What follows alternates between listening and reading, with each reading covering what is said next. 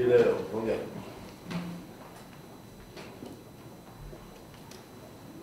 바로 이어 생각하겠습니다.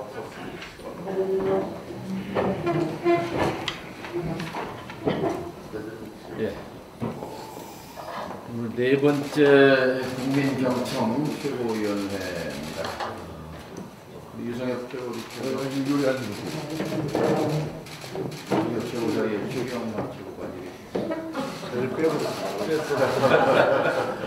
뭐 어디 모임에 갔다가 좀 늦어가지고. 아니 첫 번째 경청 최고위는 5.18 어머니들께서 이 자리에 오셔서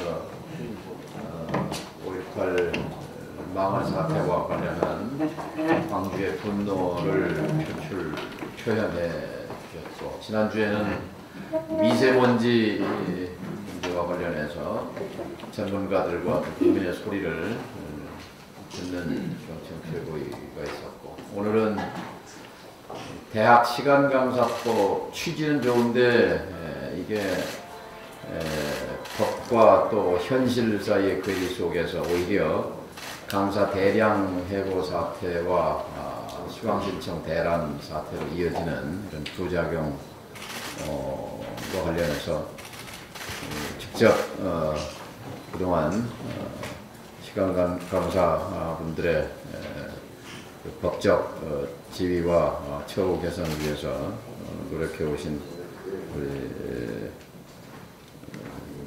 선생님들 직접 모시고 국민경청 최고위를 하게 됐습니다. 6분 먼저 소개해드리고 또 서로서로의 말씀을 듣겠습니다. 말씀해 주실 분은 영남대학교에서 강사로 계셨던 김용섭 위원장님, 김용섭 위원장님,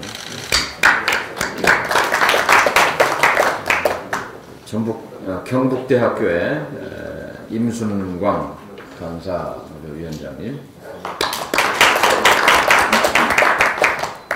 인하대에서 강사로 활동하신 조이한 선생님,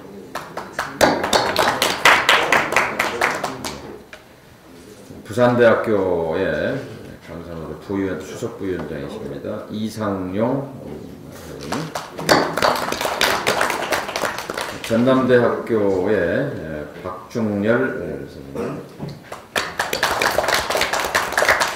영남대학교의 권오근 선생님,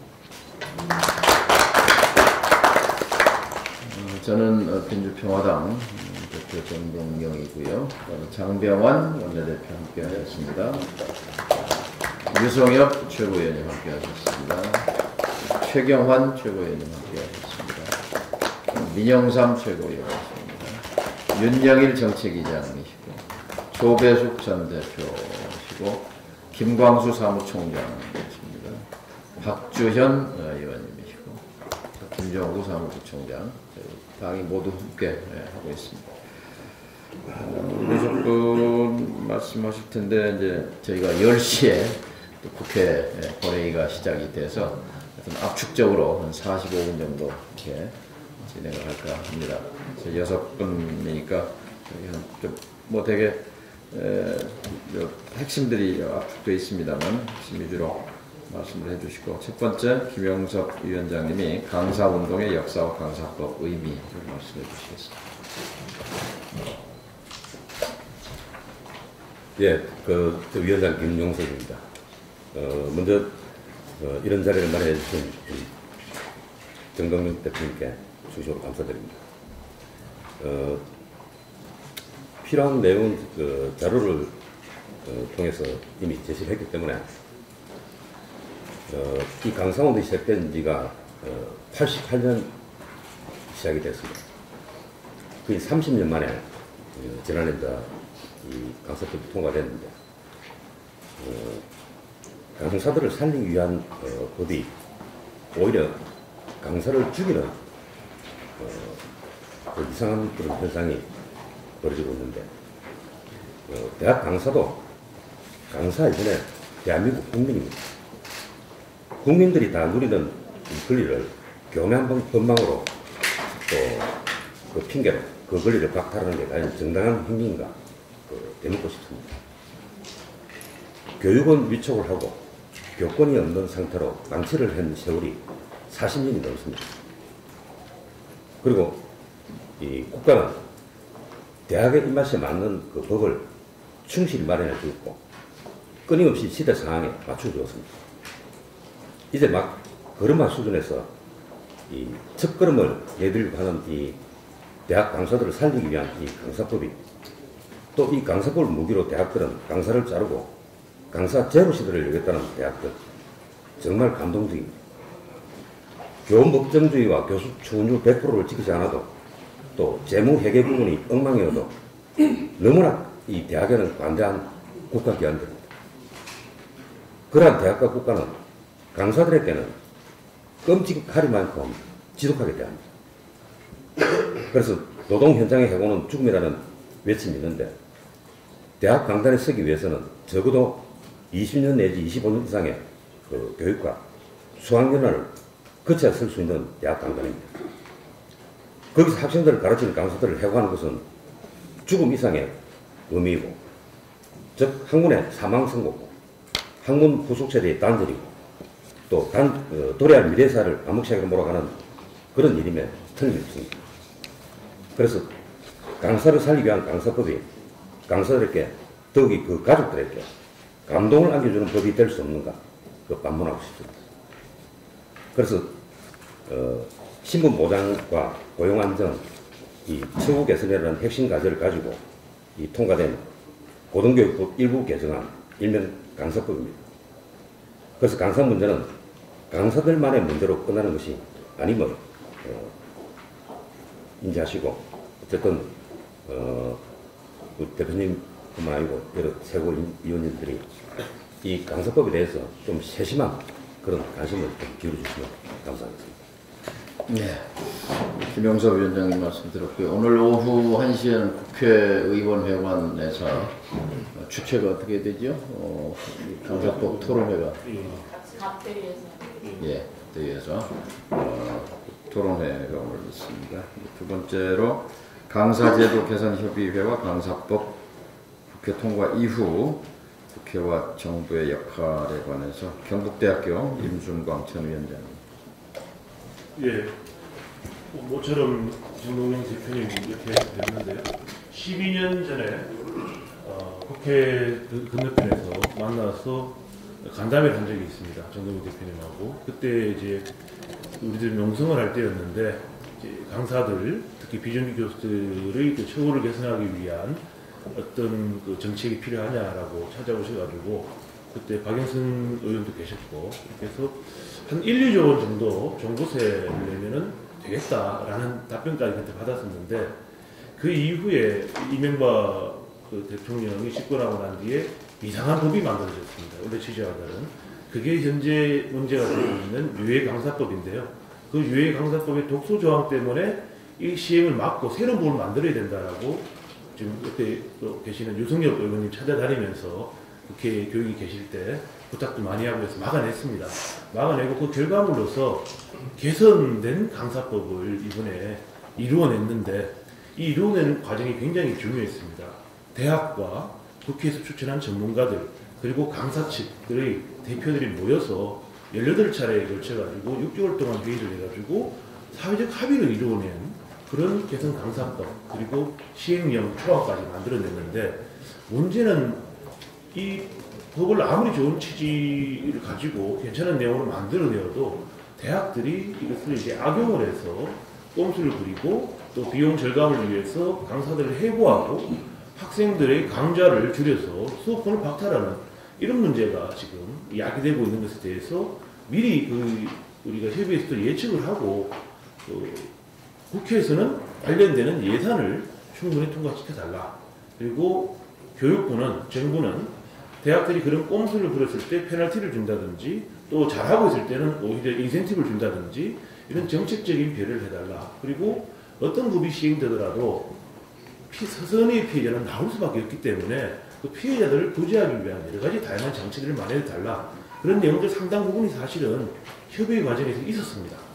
근데 문제는 그게 제대로 실현되고 있는 것이 거의 없다는 것이 현재 안타까운 현실입니다. 그래서 그 부분에 대해서 짧게 말씀드리면 이제 곧 추경 관계되는 이야기가 나올 건데 거기에 적어도 가장 피해를 많이 입은 이번에 해고되신 수많은 분들이 계십니다.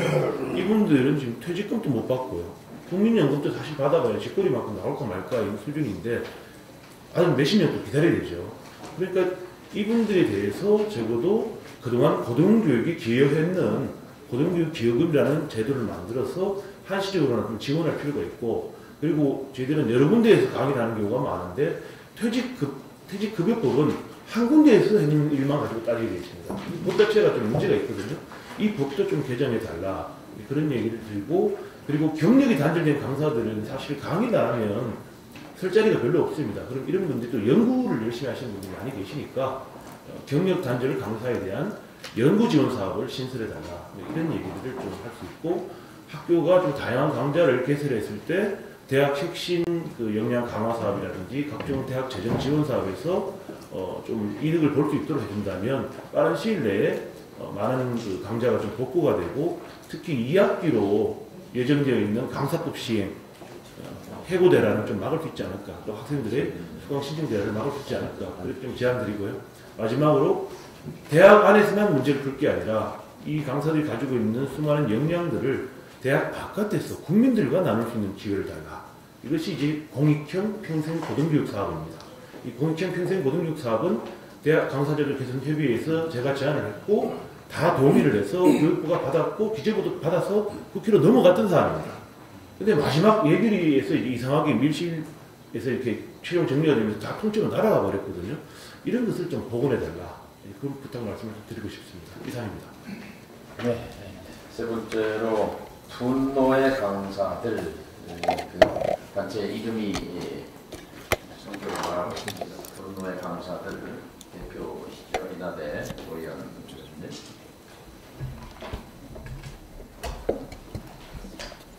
조희연입니다. 2006년도부터 지금까지 약 13년간 강의를 했고요. 최근까지 인하대, 성균관대, 그 다음에 부여의 전통문화대학교에서 강의했습니다. 이번 학기에 그 중에서 두 학교에서 해고가 됐어요. 강의를 못 받게 됐습니다. 성균관대 글로벌 경영학과에서는 8년 가까이 강의를 했는데 초빙 교수로 전환하자고 하는 요구를 받아들이지 않아서 해고됐어요. 이거는 자료를 통해서 이미 의원님들이 다 알고 계실 거라고 생각합니다. 대학에서 시간 강사를 처우는 똑같이 하면서 초빙, 겸임, 각종 이제 교수들 명칭을 붙여서 전환한다는 거예요. 그 대표적인 사례입니다. 그리고 인하대에서는 22명이 수강 신청을 했는데 30명이 못 미친다고 폐강됐어요. 그 22명의 학생들은 그 수업을 듣겠다고 모인 학생들입니다. 그런데 대학에서는 더 많은 대형 강의들 위주로 강의를 열겠다 해서 22명 학생들의 요구는 묵살했죠.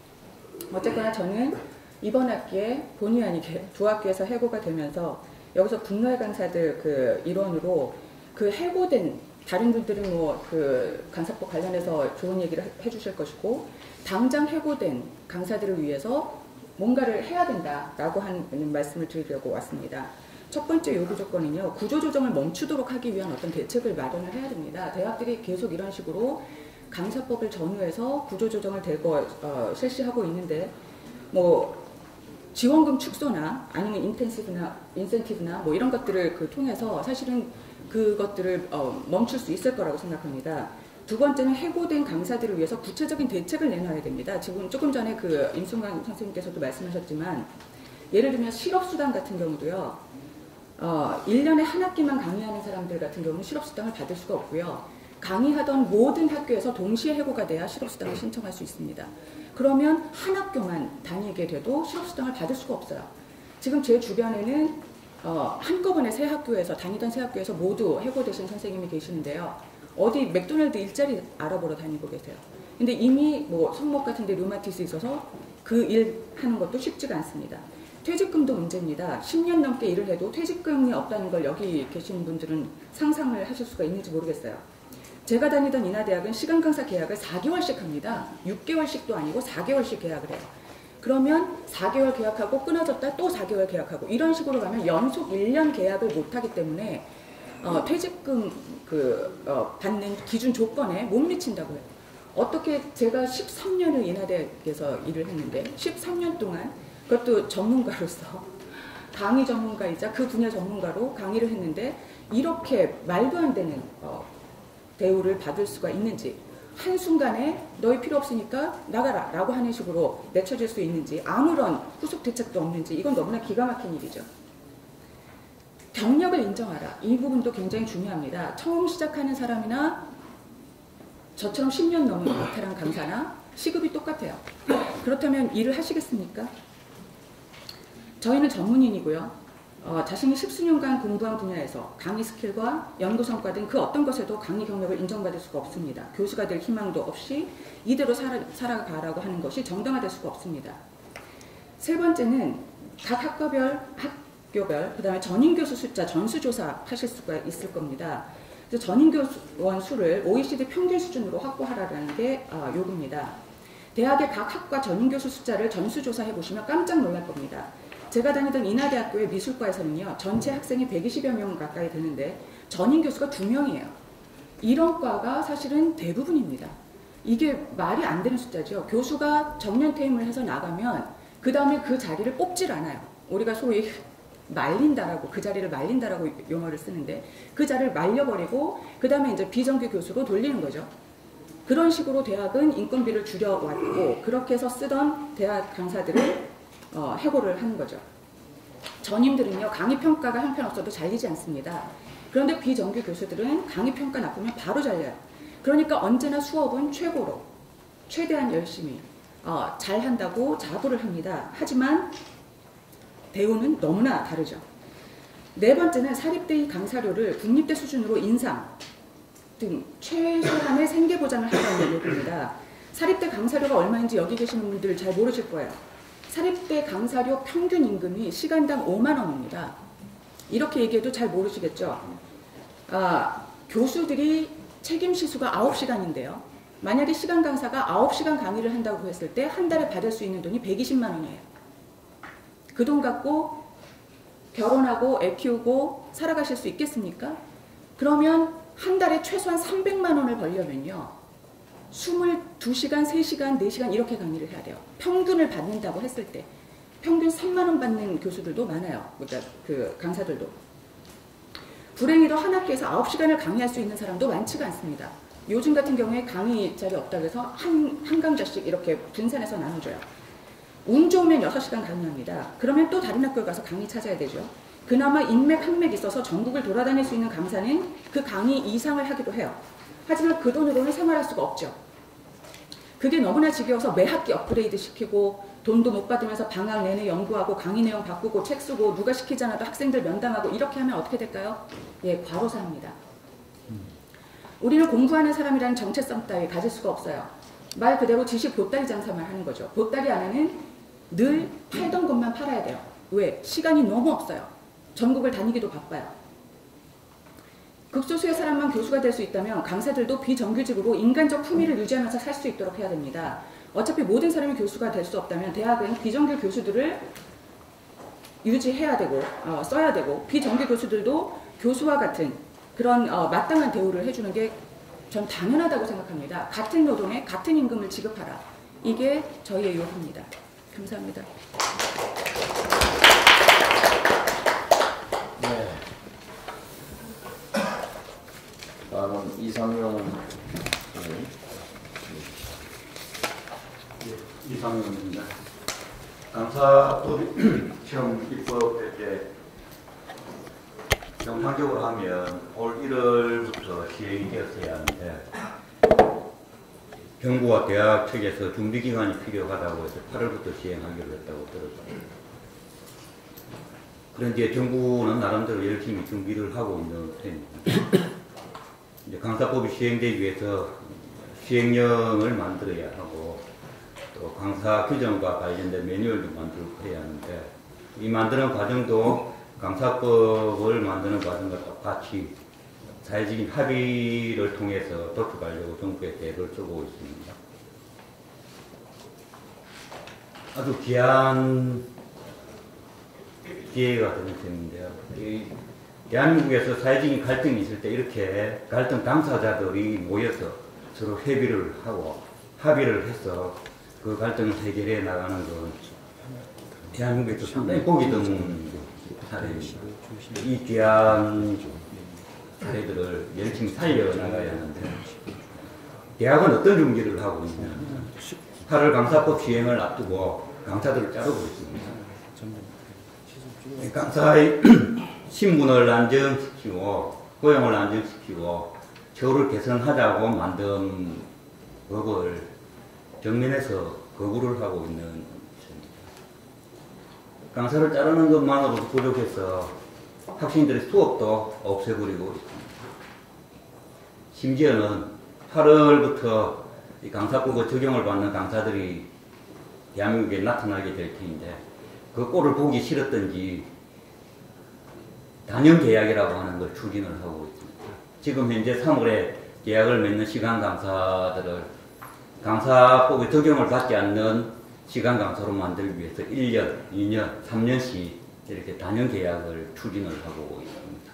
이 사람들은 강사법의 적용을 받는 강사가 아니게 되는 일종의 편법이라고 이야기를 할 대학에서 흔히 대학의 자율성을 이야기하지만 자율이라고 하는 건 스스로 법칙을 만들어서 지키는 것인데 대학의 자율성 없습니다. 스스로 자신들이 자율하지 못한다는 걸 온몸으로 증명을 했고 자정 능력도 없습니다. 강사법 입법 취지를 이렇게 정면으로 무시하고 있는 국회를 모독하고 있는 대학을 그냥 내버려 둘 거냐 국회에서 어떤 대책을 세워야 하지 않을까 그렇게 생각을 합니다. 감사합니다. 다섯 번째로 전남대학교의 박종렬 선생님 말씀하시겠습니다. 예, 반갑습니다. 전남대학교의 박종렬입니다. 저는 이제 국립대를 중심으로 해서 지금 강사법 수용의 문제를 말씀드리겠습니다. 잘 아시겠지만 국립대학은 지역 발전의 견차입니다. 그리고 지역 인재 양성의 산실이기도 합니다. 국립대에서 강의하는 저희 강사들이 그 같은 역할을 수행한다는 사실은 자부심이 좀 있습니다. 국립대 전임 교원들과 함께 대학의 교육과 연구 양축을 담당해서 열심히 일하고 있습니다. 교육하고 있고요. 그래서 그분들에게 제대로 된 교육과 연구를 할 수 있도록 대우해 주면 그만큼 국립대가 발전하고 교육의 연구 측면에서도 신명나는 그런 역할이 가능해질 거라고 저희는 생각을 합니다. 강사법 핵심은 한마디로 말하면 강사를 교원하는 것입니다. 그런데 교육공무원법이라든지 그다음에 사립학교 교직원법이라든지 사립학교 교정연금법 이런 것들을 적용할 때에는 교원으로 보지 아니한다는 독소조항도 있어서 아직까지 실질적인 교원의 지위를 확보하지 못하고 있습니다. 그렇게 실질적인 교원 지위를 확보하기 위한 법적, 제도적인 장치와 또 어떤 뒷받침이 있어야 되겠지만 그 전에라도 그렇게 지역 발전을 견인하고 그 다음에 지역 인재를 양성하는 그 산실로서 국립대학이 제대로 커나가기 위해서는 그 대학에서 일을 하고 있는 교육과 연구와 양축을 담당하고 있는 강사들에 대한 처우를 개선할 수 있는 시급한 몇 가지 안건이 있다고 생각이 되어서 말씀드립니다. 우선은 사립대에서는 재정 부족을 이유로 갈수록 기초 학문을 키우려 하지 않습니다. 학생 정원도 감축하고 폐과까지 시킵니다. 근데 국립대는 그래서는 안 된다고 생각합니다. 기초학문을 보호하고 육성하는 것은 국가의 의무이고 그 국가의 고등교육을 담당하고 있는 것이 국립대입니다. 그 기초학문의 상당 부분을 저희 강사들이 담당을 하고 있습니다. 그래서 강사를 육성하는 것은 다시 말하자면 기초학문을 보호하는 것과 다를 바가 없습니다. 이런 기초학문을 보호하고 육성하는데 교육부라든지 국회에서 뒷받침을 해줘야 한다고 생각을 하고요. 다음으로 이와 관련해서도 예술 창작활동 같은 경우도 사립대에서는 거의 지금 활동이 거의 중단된 지 오래되었습니다. 국립대만 이런 일을 할 수 있을 터인데 지역 예술 문화를 책임지고 있는 국립대를 육성하려고 하는 뒷받침이 되어야 한다고 생각하고요. 아까도 말씀드렸지만 대학의 강사야말로 특히 국립대 강사야말로 지역 주민하고 가장 가깝게 밀착해서 지식을 나누고 봉사하는 교육자로 활동할 수 있습니다. 이런 국립대학의 고등교육 인력인 강사들을 적극적으로 활용할 수 있는 시스템도 만들어야 하고요. 그 다음 사실 저희 강사들은 대학에서 유령이나 다를 바 없습니다. 대학의 모든 정책이라든지 제도를 이렇게 만들어가는 대학 기구에 참여할 수도 없고요. 총장 선출권도 없습니다. 그래서 차제에 이렇게 대학 평의나 평의원회 같은 그 대학 기구에 참여도 하고 총장도 선출할 수 있는 권리를 부여할 수 있는 그런 제도적인 뒷받침이 뒤따라야 비로소 저희 강사분들이 대학에서 실질적인 교원으로서 역할을 해낼 수 있을 것이라고 생각을 하고요. 마지막으로 지금 이 자리에서 지금 민주평화당이 국민경청 최고위원이라고 해서 저희들 목소리를 이렇게 경청하는 자리를 만들어준 것은 정말 감사할 일이고요. 역시 민주평화당답다 이런 말씀 생각을 합니다만 앞으로도 대학 현장에서 저희 강사들의 목소리를 귀담아 들을 수 있는 순회 활동을 각 대학에 찾아다니면서 국회나 교육부가 해 주었으면 합니다. 교육부 같은 경우도 지금 강사법과 관련해서 대학 관계자들 만나고 있는데 저희 강사들 만나고 있지 않거든요. 다행히 이렇게 민주평화당이 저희 강사들 목소리를 들어줄 수 있는 들은 이런 기회를 만들어서 감사히 생각하고요. 앞으로 이런 것들이 좀 발전적으로 저희 대학 현장에서 이루어졌으면 하는 바람입니다. 이상입니다. 네. 이제 마지막으로 영남대학교의 권옥은 부회장님 말씀 듣고 행정하는 것 있는 교육위원장님의 유성현 최고위원님 또 우리 당의 의원님들 말씀도 듣고 또 추가 있으시면 안녕하십니까. 영남대 부장 권옥은입니다. 강사 문제에 대해서 관심과 발언의 기회를 주셔서 민주평화당께 대단히 감사 말씀을 드립니다.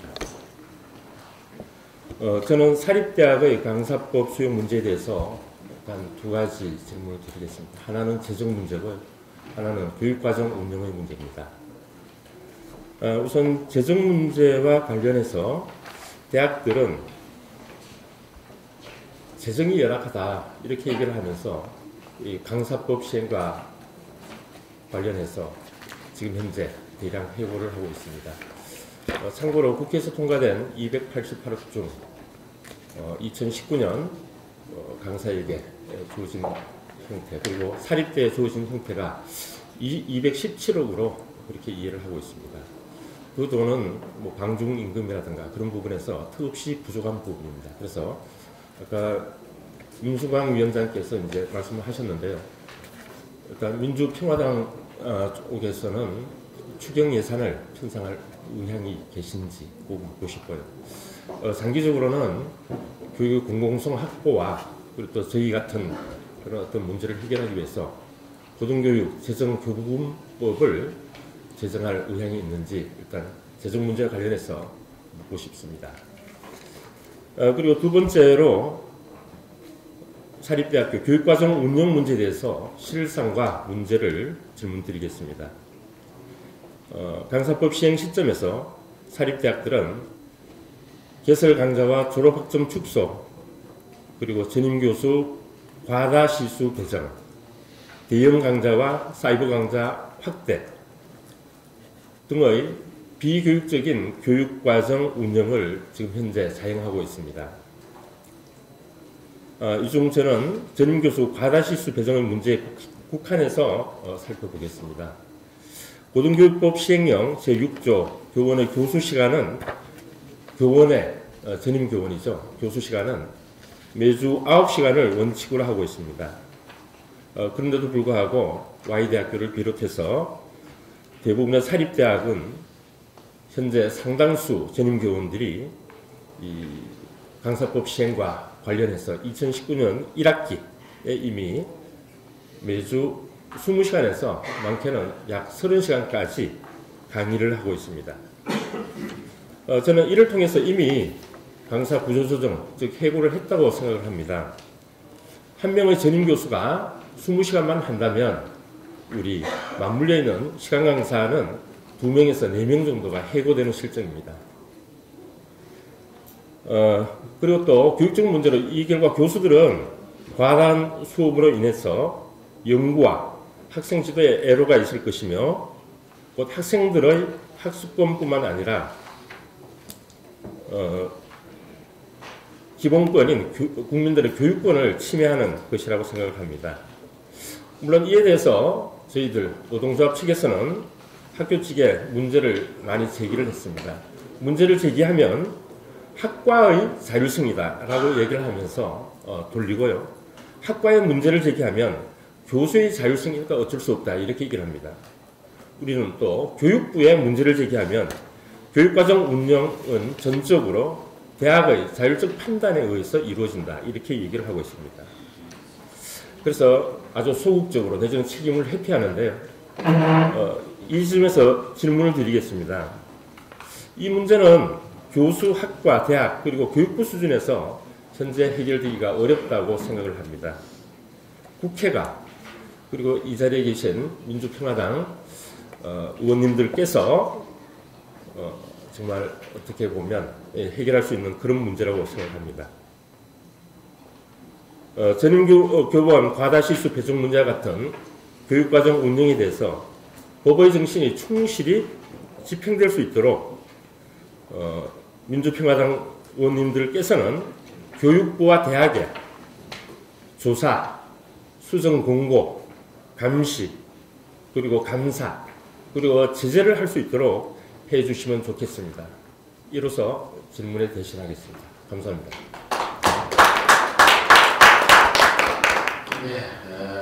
대략적으로 요약을 하면 당장 강사 구조 조정을 멈춰라 정도 말씀을 해주셨고 또 추경이 좀 논의되고 있는데 여기에 강사 퇴직금 실업수당, 또 강사 처우 개선 등 문제를 반영하라 그래서 핵심으로 말씀해 주셨습니다. 또 중장기적 과제로 통일노동, 통일임금 원칙을 대학 강사에게 적용해라.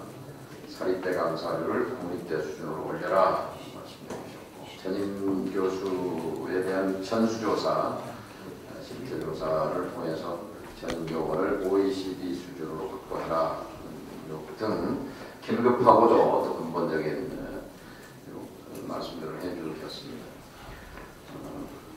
다음에서 말씀하시고 진행하도록 하겠습니다.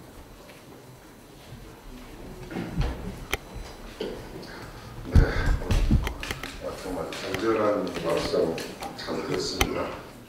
저는 개인적으로 대학 총장도 했던 사람이고 사실 또 나라 재정도 책임져봤던 사람이다. 이 문제가 참 쉽게 풀리기 어려운 적이 있습니다. 그러나 지금 정말 좀 자조적인 말씀이지만 어떤 지식 독달 장소로 전락되어 있는 좀 오늘날의 이 문제를 풀지 않고 우리 대학 교육을 이야기할 수는 없는 상황은 이죠. 현실은 대학 학생 수가 줄어들면서 대학 구조 조정은 어떻게 불가피하다고 생각합니다. 자, 여기서 이제 다 이야기하신 것들에 대해서는 저희들이 정말 아프게 받아들이는 이거예요. 좀 빠진 이야기를 좀 해보고 싶으면 저는 우리 대학의 지금 질적 수준을 높이기 위해서 자꾸 각 대학들이 지금 학기당 그 수업 시수를 줄이고 있어요. 과거에는 18주, 17주까지 했는데 요새는 15주, 16주로 좀 낮춰졌단 말이죠. 근데 제가 중국 대학들을 가보면 중국도 18주, 19주 하는 대학이 많습니다. 한 2, 3주가 우리나라 대학생들이 수업 기간이 짧습니다. 중국보다도. 그래가지고 어떻게 우리가 경쟁을 사실 할 수 있겠어요. 그래서 저는 대학의 어떤 시수도 좀 늘려가야 한다. 그럼 어차피 경쟁이라고 해서 피할 수 없는 세상인데 중국보다도 우리가 공부를 좀 덜 하고 있다 하는 문제도 하나 그만큼 이제 일자리는 늘어나는 효과가 있을 테니까 그리고 결국 아까 20시간 먼저 얘기했습니다. 교수 개인당, 강사 개인당 시수도 분명히 제한이 있어야겠죠. 그러면 제한이 있는 것을 가지고 생활인으로서 저기하려면 분명히 약간 시간당 이제 저기가 올라가야겠죠. 그래서 그 문제도 좀 우리가 심각하게 고려해야겠다는 생각이 들고요.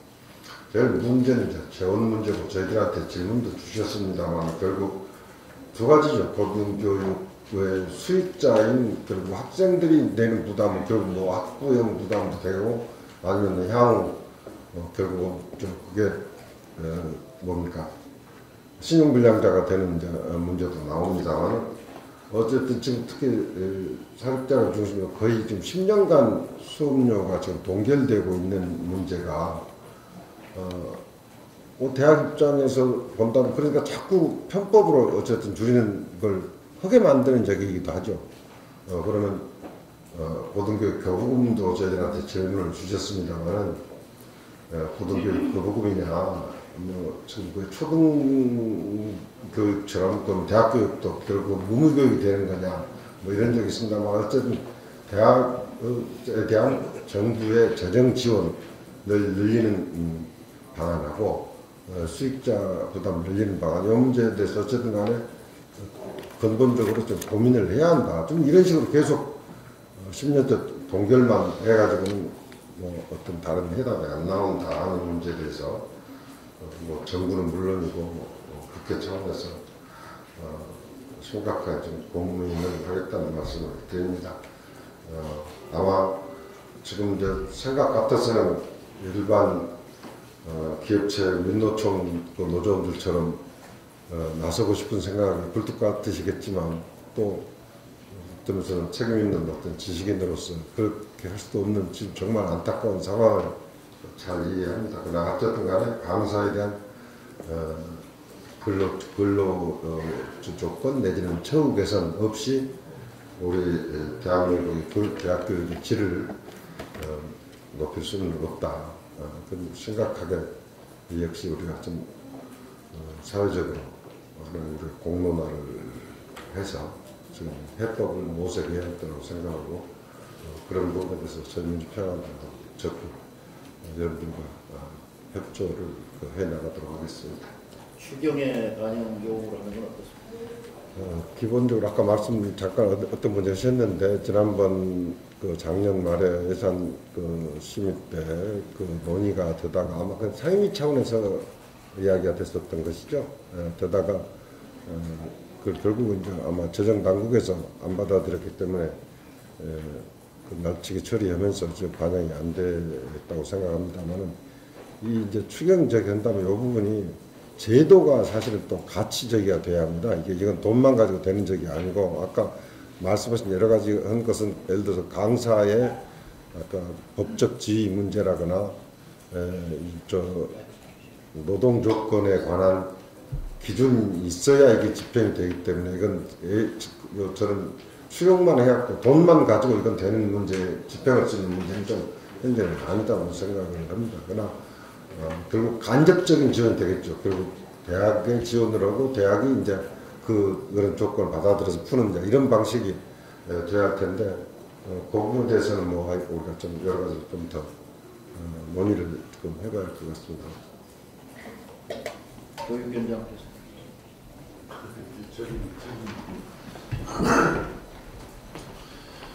사실 그 시간 강사 문제는 제가 이제 국회의원이 되어가지고 18대 교과위에 있을 때부터 올해는 제 기준으로 그 전에도 물론 문제들이 있어왔고 또 개선책을 찾기 위해서 노력을 해봤는데 제 기준으로만 봐도 18대 때부터 계속해서 왔고 제가 그 교문위원장을 마칠 무렵에는 이게 시한까지 정해가지고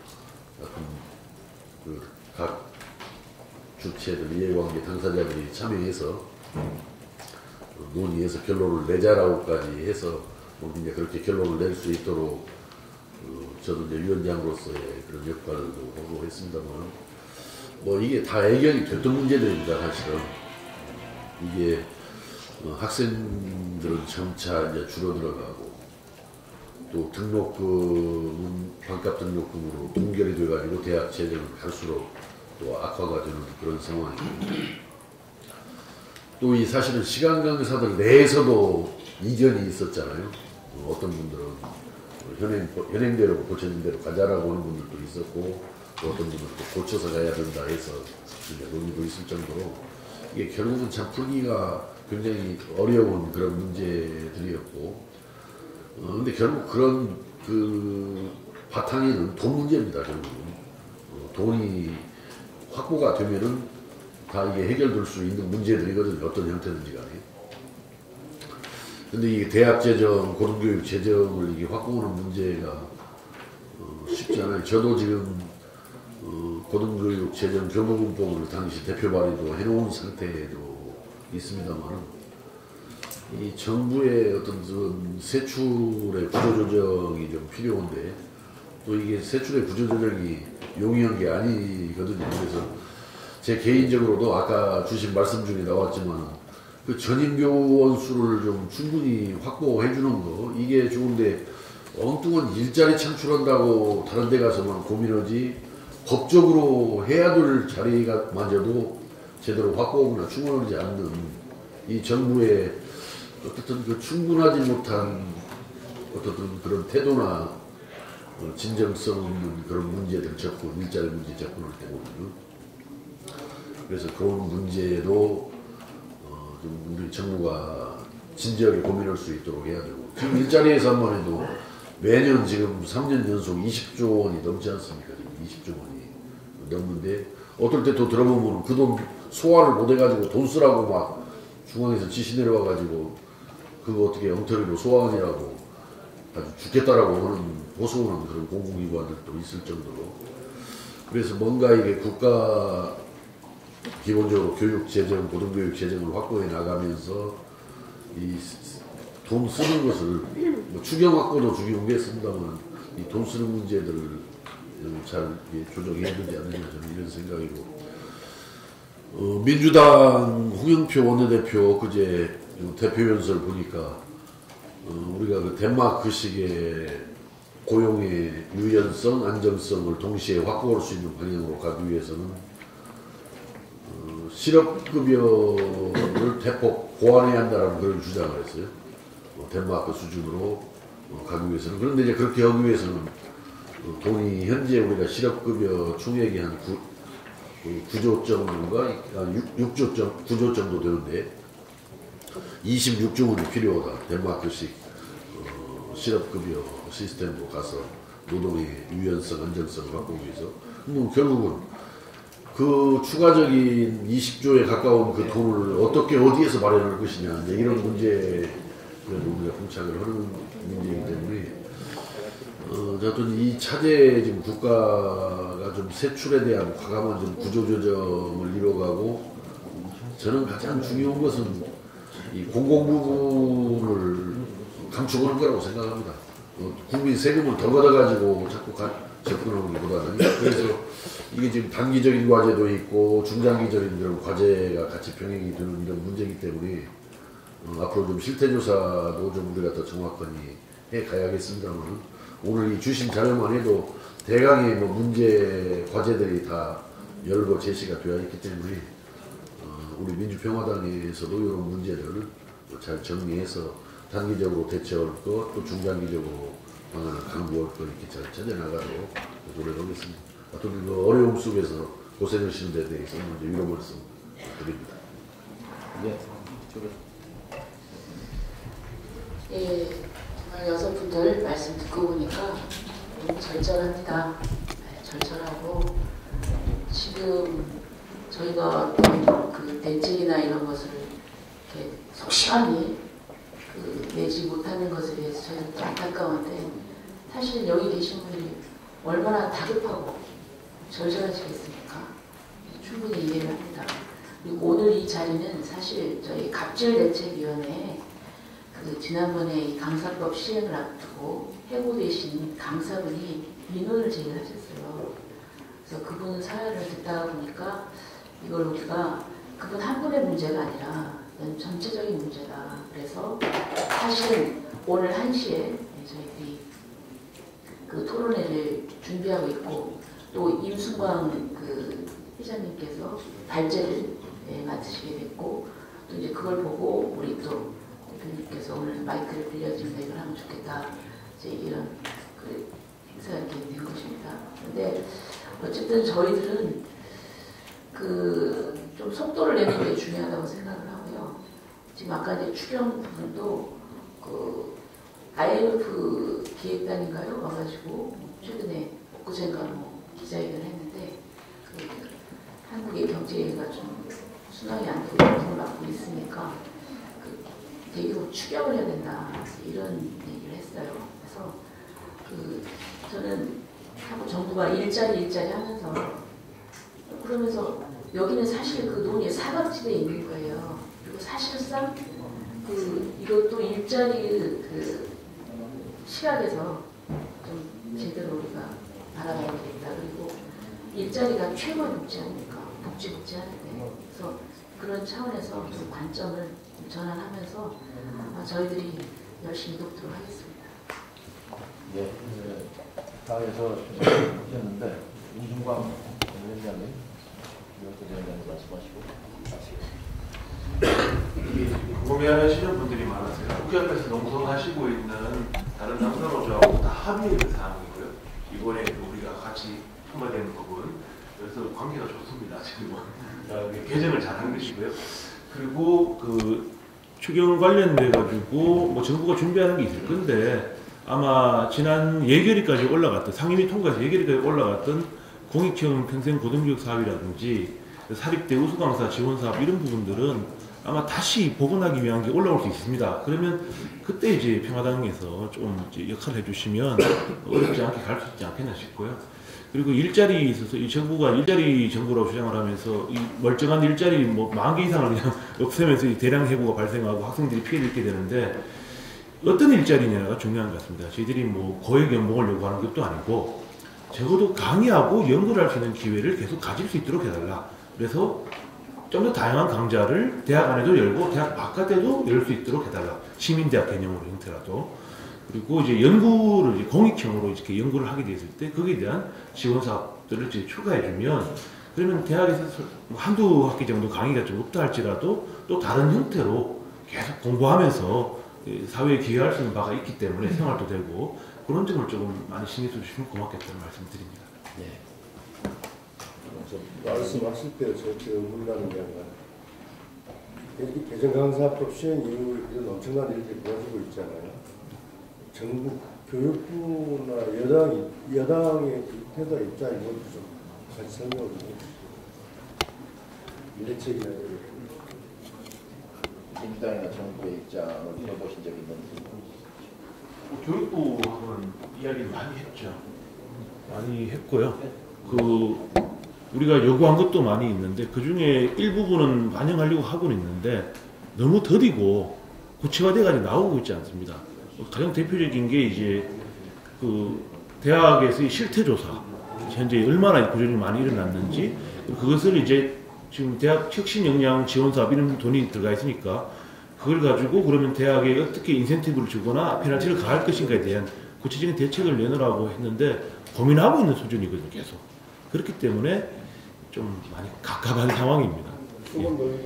예, 약간 좀 그런 측면이 있고요. 오늘 또 나오긴 나오는데 토론회 교육부에서 과장이 나오는 걸 알고 있는데 뭐 조금 명확한 이야기를 아직까지 아끼고 있는 것 같아요. 왜냐하면 추경 쪽으로 다 밀어 넣어가지고 나중에 할 것 같은데 사실 그때 되면 많이 늦을 수 있거든요.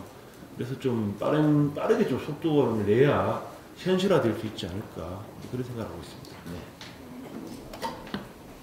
예, 저는 좀 말씀을 하고 저희들이 요구와 주장들을 다 했는데 중요한 거는 대학들이 기본과 원칙을 준수하도록 그 강제하는 방법이 굉장히 중요하다고 봅니다. 한 예를 들면 법정 분담금이라고 있는데 이 사립대학들이 2013년부터 5년 동안에 지출한 금액이 약 1조 2천억이 됩니다.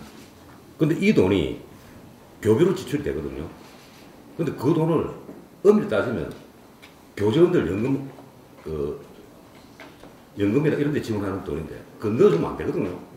근데 교육부는 그걸 반관을 하거든요. 그런 돈만 강사 처우 개선에 돌리도 아무 지장이 없어요. 어느 사립대학에 법인 사무국장이 연봉이 1억 3천이라. 그러면 제가 계산하니까 평균 연봉 600만 원 받는 강사를 21명을 쓸 수가 있습니다. 법인 사무국장이 1억 3천만 원을 받고 그렇게 힘든 그 노동을 노동의 대가로 그 정도 돈을 받을 자격이 있는가? 제가 반문하고 싶거든요. 그리고 아까 그 우리 장병환 그 위원님께서 말씀하시지만 그 수업 실수 문제도 점점 16조 하다가 15조로 줄이는 대학들이 있거든요. 결국은 경비 절감이고, 인도 공대 같은 경우에 졸업학점이 180학점입니다. 제가 알기로. 근데 저희들이 다닐 때 160학점이 졸업학점인데 지금 120학점, 130학점, 140학점 이런 식으로 졸업학점이 학사 운영을 하는데 결국 그것도 교육부에서는 대학의 자유라는 명목으로 망치란 일제 기준이 없어요. 대학마다 다 다릅니다.